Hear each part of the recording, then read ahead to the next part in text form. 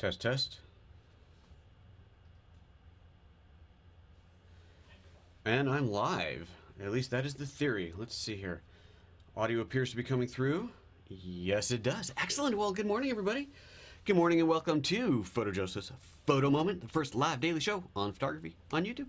We're going to chill out just a minute here, let people roll on in to see this live show. We are playing yet again with the Pearl-2 from Epiphan. We're doing something kind of cool today with it. One of the, what I think is one of the most exciting features of the unit, other than the fact that it seems to be pretty rock solid. And yeah, we're gonna have some fun with this. We're gonna just give people a moment to come on in. Ryan's gonna be joining us today, just on camera for a few minutes, so we can play with that a little bit. And yeah, how was your weekend?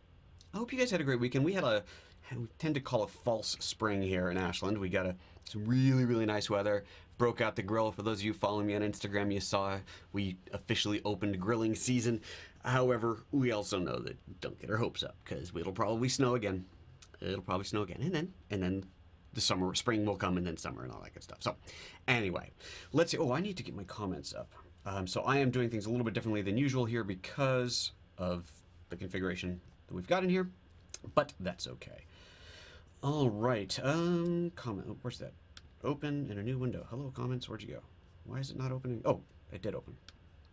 Let's see who's watching live today. Hello, Sully. Hello, Jess. Good morning to you. Hope you guys had a fantastic weekend.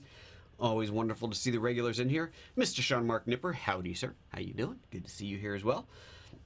Let's see here. Connecticut's about to get hit with 2 feet of snow. Well, Sully, to that I can only say, move. No, snow's great. I like the snow. I think it's wonderful. In moderation. Herba, hello, welcome. All right, we're getting a few people in here. Let's just get this thing going. Sean went snowboarding on Mount Ashland yesterday. Oh, what a beautiful day for that. That must have been wonderful. We're gonna go up next week with the kids, I think. Just as you wish you got snow, you just get cold. Well, that's how it works sometimes, isn't it?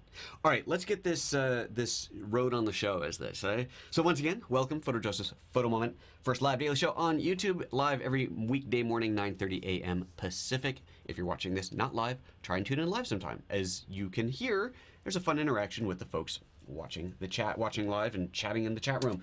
Omar and Ed, hello, good morning. Great to see you all here. So today is the last day of demos we're going to do on the Epiphan Pearl-2.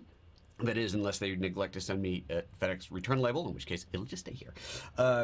It's been a great unit. We did some really cool stuff with it. We'll link to these later on here. We showed off just basic streaming with it. I was doing just streaming with it, taking in my stream from the ATEM and encoding, and it worked flawlessly for that. And then we did a whole multicam thing here, taking when I took a couple Lumix cameras at different sizes. I plugged a webcam in. That all synced up. That all worked out perfectly. And then the computer screen as well, beautifully. And then I think it was Friday. We'll link to that one again right here. That was the 4K demo. We did a 4K live stream. That was beautiful. That looked really, really good, really clean. That was awesome to see. And today, the last one, what we're doing is we're using 4K again, but we're broadcasting in HD, and we're taking advantage of the unit's capability to punch into a 4K signal and effectively give you multiple cameras from a single stream.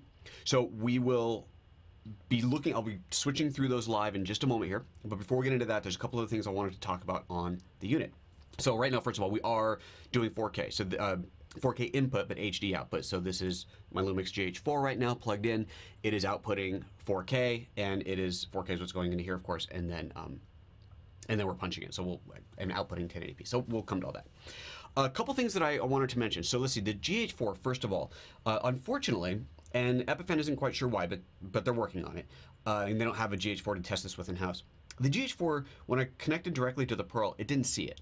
And what we've determined is that it's an EDID issue. For some reason, the GH4, it's not syncing with it, it's not recognizing it, or the Pearl's not recognizing the GH4. Not really sure. They are working on it. This should be an easy fix once they figure out where the problem lies. And like I said, they don't have a GH4 right now to test with, so that's the only reason they haven't figured it out yet. So the way I'm doing this is it's actually running through my Atomos Ninja Assassin.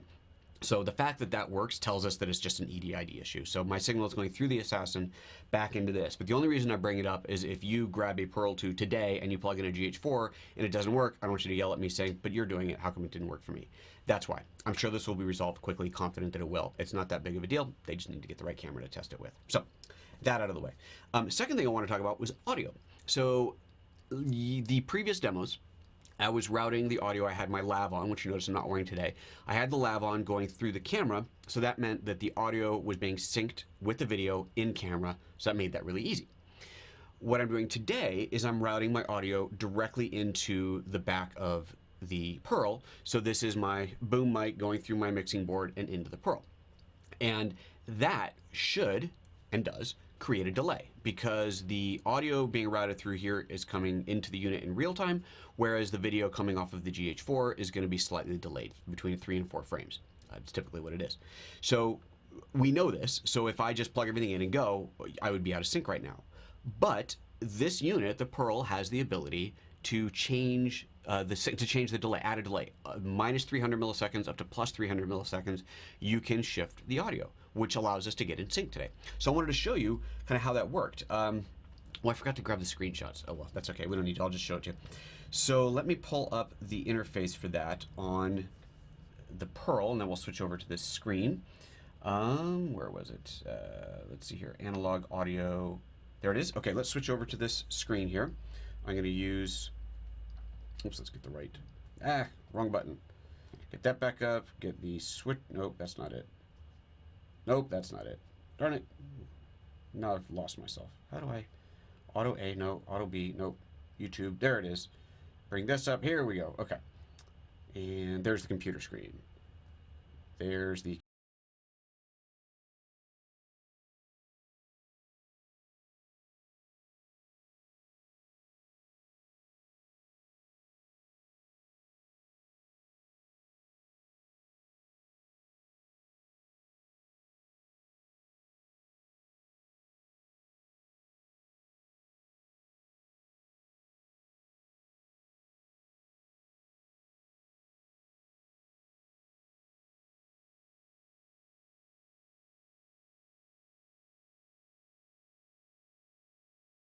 my iPad, and I've got an app on here. There's a Slate app. Your audio cut out.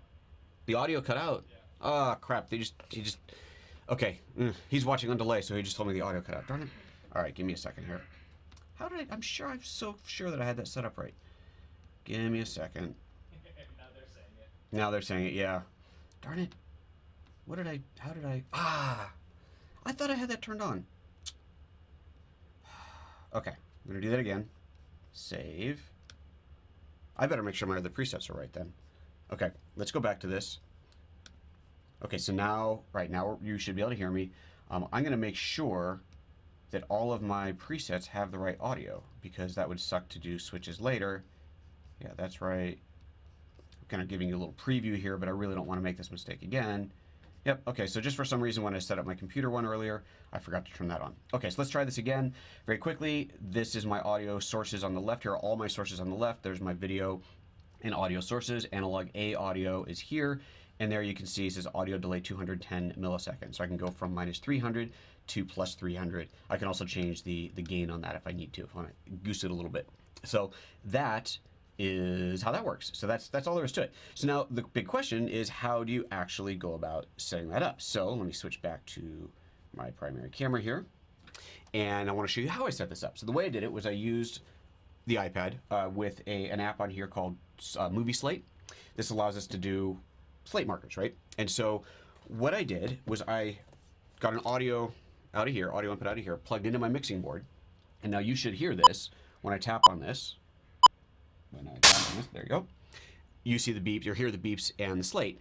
And I recorded that, and I ran through. I started at 100 milliseconds, did one at 200, did one at 300, brought the recorded video into Final Cut, and I just looked at the first frame where the red screen comes on, looked at the pop on the audio signal, and decided, 100 was too much one way, 200 was really close, 300 was too much the other way.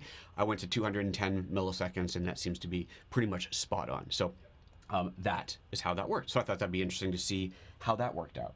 Cool. All right, let's close that. We don't need this anymore. And let's see here. Oh, and the last thing I want to say is, remember that I tried to go live on Facebook and it didn't work for some reason. That might have just because we were in the middle of a show. I was starting a new stream. I tried it again, set up the Facebook stream, and that worked perfectly fine. Now, one thing that I I don't know the answer to, and unfortunately I ran into this just before I went live, so I didn't have time to check with Epiphan. But the way that I've seen this, you set up your encoding, your streaming encoding once. Right? You only have one option for your settings. So in this case, it's 1920 by 1080. It's 6000K output, and then you can stream that to multiple places, multiple destinations. But it's one setting for the streaming. With Facebook, what we know with Facebook, and I know this from my previous tests and working with Facebook.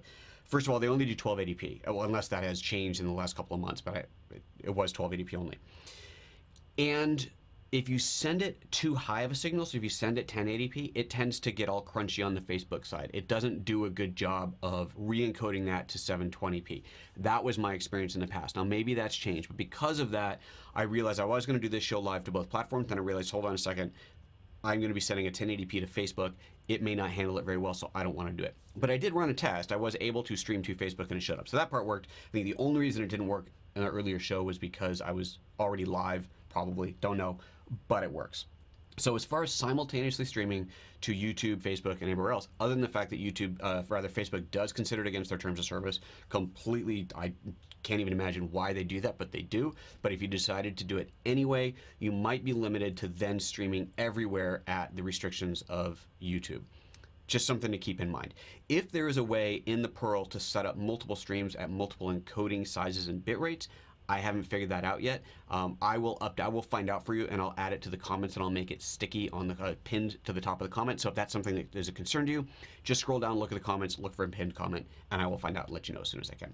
Okay.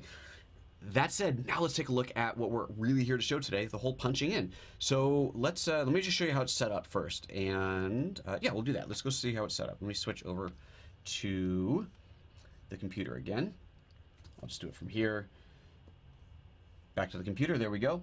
And we look at the sources, and you got a little preview of this before under the sources. I'm just waiting for that to load. I've got my wide shot, which I was on earlier. I'm now on my computer shot. And that had punch 1, punch 2, and desk, which is basically punch 3. So if I go to punch 1, you can see now it's just showing a preview. You're not going to see the video here in real time. But let me just add a new one. I'll add a new layout. Add a new layout, and we're going to call this punched. There we go. Like so. And oh, I guess I can't put an exclamation point. Okay, and then I scroll down here and I say add new item, video source, and I'm going to choose the, what am I bringing in? HDMI 4K, that's the GH4, there it is. And so here, you've seen this before, I can size this however I want, and I can crop it, I can do whatever I like in here. But here's what we're going to do. We're going to go full screen on this, enable the crop. I think I might have done this backwards. I might have to do it the other way around. I can go into freeform cropping here, choose whatever size I want. Now I want to set it to 1920 by, not 1200, 1920 by 1080. I want a standard HD crop so that I can crop in wherever I like. Let's say I want a close-up of my computer for some reason. So I'll set that down there, hit OK, and there it is. There's that crop. So that is now an HD punch off of this 4K stream. And let me set the audio on there so I don't forget to do that. Enable the analog audio, so it's got the right audio. We'll save that. And now I will be able to switch back and forth to that. So up here we've got punch 1, which is a close-up on my face. We got punch 2, which is a close-up on somebody else's face. So Ryan, why don't you come on in here now? We're going to get Ryan in here next to me. And then I've got a desk close-up and the me close-up. So let's go ahead and switch back to the wide view. Go ahead and come on in here. Hello, everybody. Hello, everybody. So the live view is right there. If you want to pay attention to it, that's the one that's live. So here, why don't you move over so you're better in punch 1 position, which would be, God, you're way too tall. You're gonna have to like pretend to be short. We're gonna call that good enough. Okay, we'd take a little more time to set this up properly, but here we go. So this is the wide shot. Let's go to so I want to close up on Ryan, so I bring it to him. Hunch over. Really hunch over. There you go. Look at that. No, the hunchback here. He's there. He's good. We want to go to my stream. There's punch 2, so we punched into that. We can jump down to the desk view that I set up earlier, so we can check out the back of the unit here, so you can see everything that's plugged into that. So there's our punch on there, and then we'll switch to another camera. The what was it? The punched. There we go. That close up of the computer. If for some reason you wanted to see this, I wanted to show that to you, all from a single stream, which is right there. Now, how cool is that? I think that's tremendously cool. That's pretty cool. That's okay. You can leave now. I'm good now. You're good. Thanks.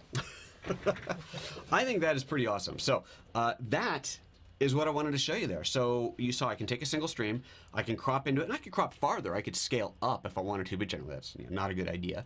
If I was to be outputting at 1280p instead of 1080p, well 720p, sorry, instead of 1080p, then I could zoom in even farther to that shot. So a lot of really cool options in there. I think it's really, really slick. All right, now that I've done all that, let me take a look at the comments here. Oops, wrong, find the right page, and see what people are saying.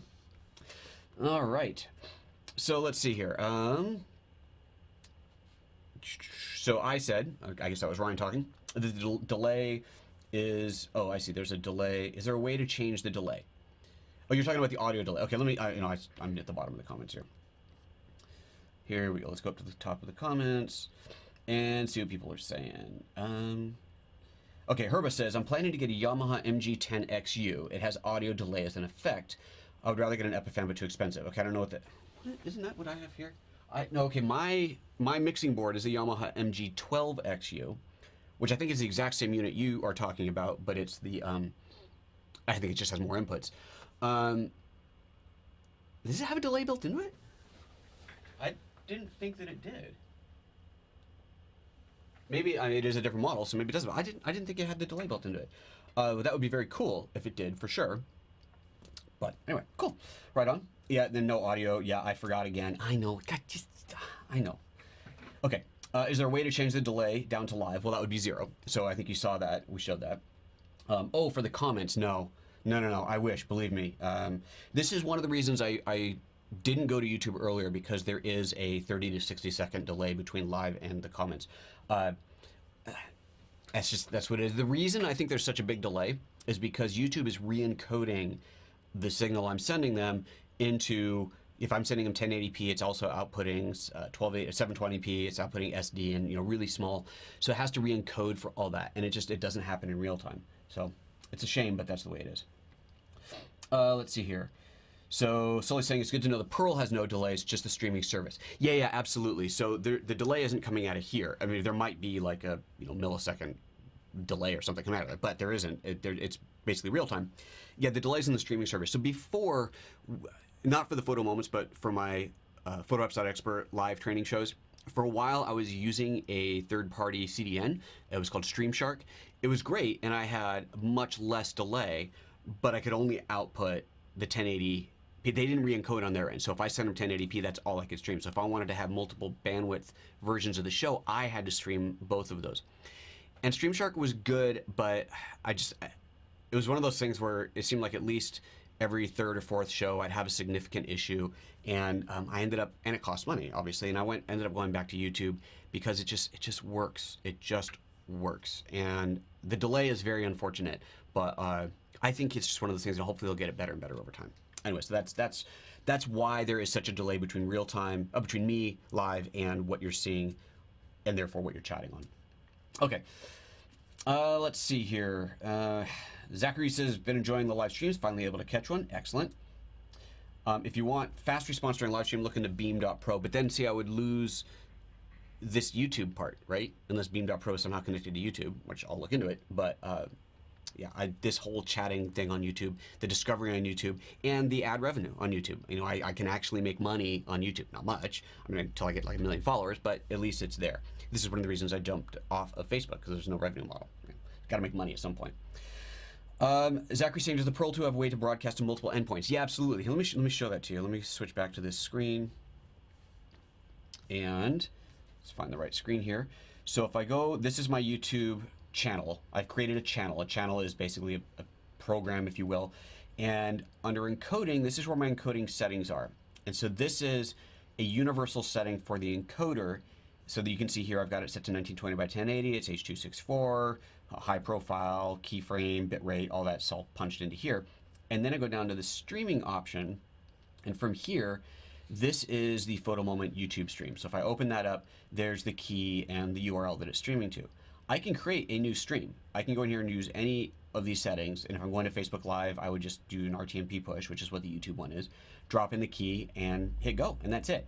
So that's all there is to it. And I could set up as many of these as I have bandwidth for. Well, I shouldn't say that. There might be some limitations of the unit, but in general, it's your bandwidth. So yeah, so to answer the question, yes, you can stream out to multiple sources, absolutely. pardon me. So broadcast to Beam Pro and YouTube at the same time. Zachary's saying, well, yeah, but then if I'm going to YouTube, I'd have to monitor chats from two different places, and the YouTube is the one where I want to get the live. It's the discovery part, right? YouTube is very good at discovery. People, the reason you guys, a lot of you are here today, it's not because you know me from somewhere else. It's because somewhere along the way, YouTube said, hey, you might want to see this, and popped it up, and now you're here. So YouTube's really good at that. You can't argue with that. Let's see here. What happened to the $400 box from Epiphan? Oh, you're talking about, oh, it's techie. You're talking about the other units. Yeah, I've talked about those a bunch in other shows. I'm not going to get into that one in this one. The X1, so we can discuss that another time. And that's it. That's all the comments. Okay, super. So this thing's pretty cool, right? I think it worked out really well. I'm definitely disappointed to let this thing go. Let's see, here's an interesting question. This is what I was thinking about the other day. So I've got the ATEM from Blackmagic, the thing on my roof here. My ATEM 2ME that allows me to do my picture-in-picture, my super source, having multiple frames up at once, all that.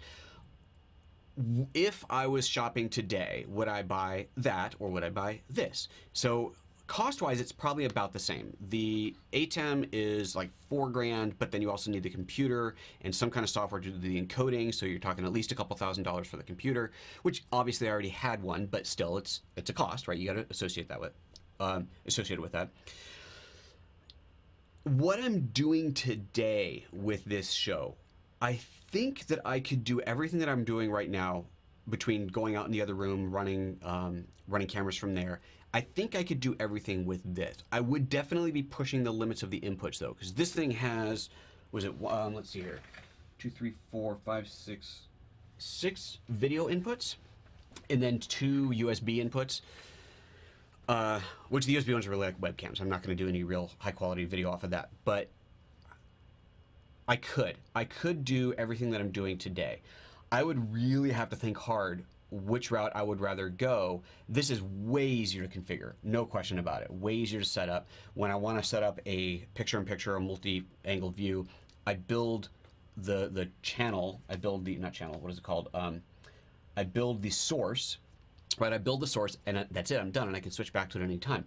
With the ATEM, building a source is a lot of work, and the only way to build it up is to something that I can switch back to easily, is to create macros, which I'm manually tweaking the XML on that regularly to get it to do the things that I want it to do. So it is a lot harder. It has a lot more inputs. I think it's got 24 inputs or something like that, which obviously I'm not using. Is it something? What, 20 maybe? Anyway, a lot more inputs. So it is more flexible on that side, but again, it's a lot more complicated than what this is. This thing works really, really well. I'm very, very impressed with it. So with the encoder built in, I would have a really hard time deciding which way I would go. I would definitely be leaning towards this, though. I would give it some serious thought, and I don't know. I don't have an answer which one I would go with. But I love it. I love this unit. I think it's really fantastic, and I am going to be sorry to see it go. That much is for sure. Okay, let me see if there's any more comments, and then I am going to bail out of here and go do other things. Boom, boom. Okay, there we go. I guess that's that. So, all right, guys, take care of yourselves. I'm looking at the wrong camera. Take care of yourselves. Have yourselves a great week. Tomorrow, I don't know what we're doing tomorrow. I'm gonna try and get better at planning tomorrow's show before I do this show, so I can tell you what it's gonna be. It just, requires planning. Something I'm really good at. Okay, guys, have yourselves a fabulous week. You know the routine. Thumbs up it, thumbs down it. If you don't like it, tell me why. Be nice about it. Subscribe to the show. Check out all my other stuff. Yada, yada. You got it. Enjoy your week. Take care. Bye-bye.